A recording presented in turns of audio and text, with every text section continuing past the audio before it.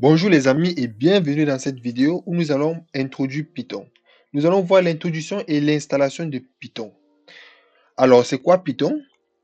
Python, c'est un langage de programmation très populaire et facile à apprendre. Il a été créé en 1989 par Guido. Et vous devez savoir que Python, c'est un langage de programmation qui est devenu l'un des langages les plus utilisés dans le monde entier. Pourquoi? Parce que Python a une très grande syntaxe qui est une syntaxe assez simple à comprendre et une grande flexibilité. On a la simplicité, le langage Python est connu pour sa syntaxe lisible et intuitive.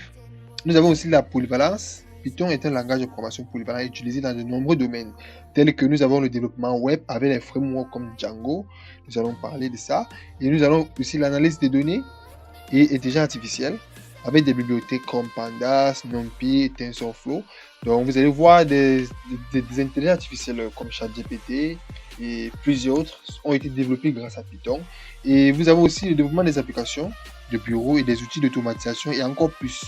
Nous avons aussi, pour ceux qui veulent faire le test logiciel, vous avez besoin de Python. Vous pouvez utiliser Python pour automatiser les tests, certains tests en ligne. Bon, nous avons Python aussi une très grande communauté, vous voyez.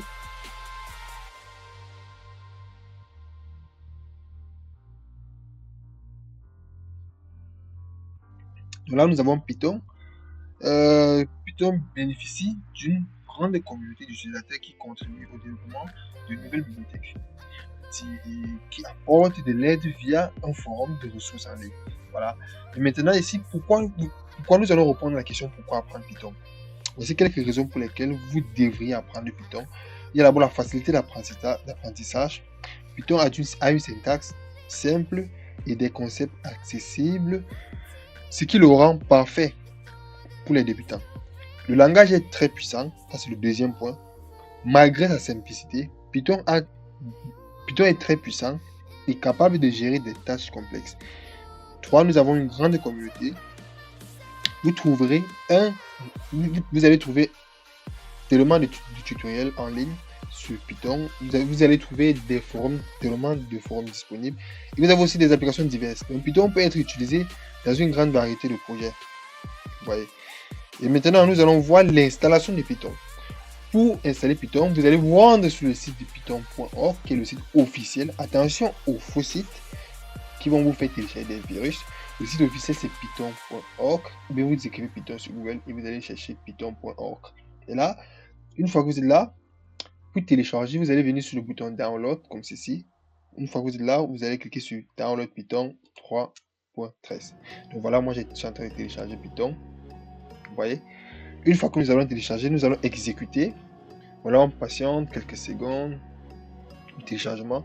Donc vous allez suivre les étapes pas à pas afin d'être à la ligne. Pour ceux qui sont sur Windows, voilà, une fois téléchargé, vous devez cliquer directement comme ceci. Et puis là, on va vous demander d'installer Python. Bon, moi, j'ai déjà installé Python et tout. Donc moi, j'aurais pas besoin de, vous voyez, vraiment d'installer. Voilà, vous allez, si tu cliques sur, et rassurez-vous, quand vous allez installer Python, c'est très important. Vous devez cocher cette case. Vous voyez cette case là. Vous voyez add python.exe to path. Là, quand vous allez ajouter ça, ça va vous permettre que votre invité de commande va pouvoir reconnaître Python comme commande interne. Alors, donc je vous invite à cocher cette case et à suivre juste ces instructions en cliquant sur Now. Moi, je l'ai déjà installé, donc je ne vais plus le faire. Et puis, maintenant, une fois que vous avez installé Python, vous allez vérifier la version de Python en appuyant sur la touche de contrôle Windows plus R. Pour ceux qui ne connaissent, pour ceux qui ne peuvent pas faire ce contrôle, vous venez juste écrire CMD ici comme ceci, puis vous appuyez sur Entrée. Et puis là maintenant, vous allez voir si Python est installé. Là, vous allez écrire la commande Python, espace, vous allez mettre version. Voilà, on me dit Python 3.8.2 est installé chez moi. Et maintenant, pour ceux qui ont macOS ou Linux, nous allons voir. Pour ceux qui ont par exemple macOS, pour installer Python, vous allez utiliser cette commande. Vous allez écrire brew. Donc voilà, pour ceux qui ont Linux, brew. Et puis vous allez mettre ici install Python. Python, tout simplement. Ça, c'est la première commande. Donc là, vous pouvez copier, vous pouvez mettre pause sur la vidéo et aller essayer. Là, je vais effacer et je vais écrire la deuxième commande. Ensuite, maintenant, pour ceux qui ont Linux, vous allez utiliser sudo apt apt update premièrement. Ensuite, vous allez utiliser la commande sudo apt install Python 3 comme ceci. Et puis vous allez exécuter tout simplement. Une fois que cela est fait, vous allez installer un éditeur de code. Alors moi j'utilise par exemple mon éditeur que j'utilise, c'est VS Code. Pour ceux qui se demandent comment installer VS Code, c'est simple. Vous allez venir ici sur Google, vous allez écrire VS, voilà, VS Code Download. Vous allez descendre, vous allez prendre le premier lien, le site officiel de Visual Studio Code.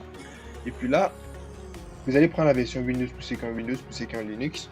Et pour ceux qui ont macOS, c'est la version. Là, vous appuyez sur ici sur télécharger, comme ceci. Voilà, le téléchargement il a été lancé.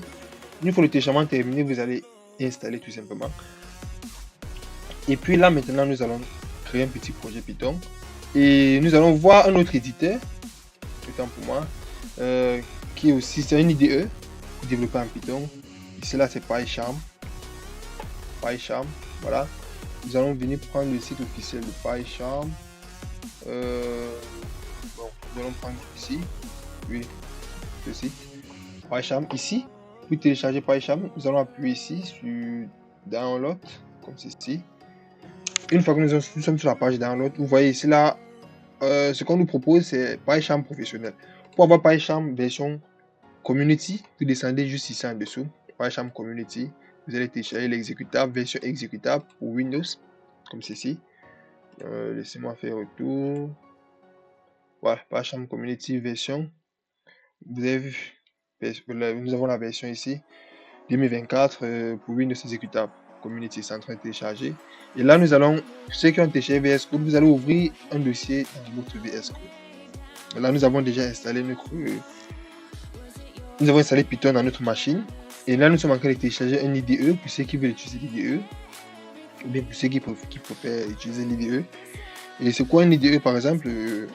Bon, l'IDE c'est comme toujours un VS Code, mais l'IDE est adapté dans un langage de programmation bien précis et vous permet d'exécuter plus facilement à travers un bouton de compilation. Vous voyez, c'est un peu ça un IDE. Maintenant, nous allons voir. Nous allons faire un petit programme. Nous allons voir comment est-ce que un fichier Python est nommé, quelle extension il prend. Nous allons prendre ici, je vais écrire ici mon peut-être main.py. Voilà, l'extension d'un fichier Python, c'est .py comme ceci. Voilà, c'est pour dire que c'est un fichier Python. Ça veut dire qu'ici, si j'écris par exemple print, et puis j'écris ici à l'intérieur hello world comme ceci. Puis j'enregistre mon fichier, puis je vais compiler comme ceci. Puis nous allons voir.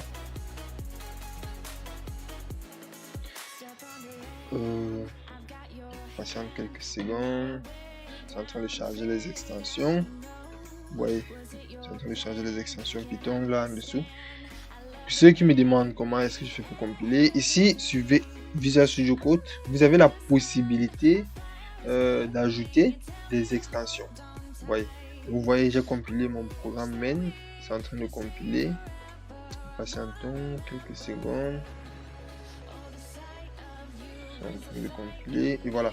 Voilà le résultat Hello World. Là, ça veut dire ici bonjour Python. Voilà, comme ceci, j'enregistre et puis je compile. Voilà, vous avez vu, bonjour Python. Voilà. Donc, pour ceux qui me demandent comment est-ce que ça fonctionne, vous venez juste ici sur Visual Studio Code et puis vous faites une recherche là. Vous écrivez Python comme ceci. Vous pouvez rechercher. Vous allez juste là. Pour ceux qui veulent les debugs, pour pouvoir corriger les erreurs en Python. Voilà. Moi, je vous recommanderais de prendre celui-ci. C'est développé par Microsoft. Vous pouvez aussi prendre également celui-ci. C'est développé par Microsoft. Et vous pouvez aussi prendre celui-ci aussi. C'est développé par Microsoft. C'est certifié. Donc, je vous recommande de prendre des extensions certifiées car ils ont été testés et approuvés. Donc là, c'était les bases d'installation Python. Vous avez vu, on a créé un petit fichier et nous avons écrit, nous avons fait une instruction d'affichage qui est print pour afficher un message. Et nous avons affiché un message bonjour. Et là, nous avons vu s'afficher dans le terminal. Donc, vous allez voir Python. Vous allez savoir que Python, c'est un langage de programmation compilé. Donc, il s'exécute à travers un terminal. Maintenant, nous allons voir. Bon, nous allons conclure cette vidéo parce que nous sommes juste sur l'introduction. Dans cette première leçon, vous avez installé Python et un éditeur de code. Et nous avons écrit un premier programme simple pour tester Python. Et nous avons appris comment vérifier si Python fonctionne correctement dans votre système à travers la commande Python version. Pour ceux qui sont sur Windows. Maintenant, dans le prochain cours, qu'est-ce que nous allons faire? Dans la prochaine leçon, nous aborderons les concepts fondamentaux de Python, tels que les variables, les types de données et les premières manipulations simples. Alors, je vous invite à vous abonner. Si vous n'êtes pas encore abonné, partagez et me laissez des commentaires. Donc, si vous avez des questions, vous les posez en commentaire, je réponds immédiatement. Alors, c'était tout pour cette vidéo. Merci, ciao.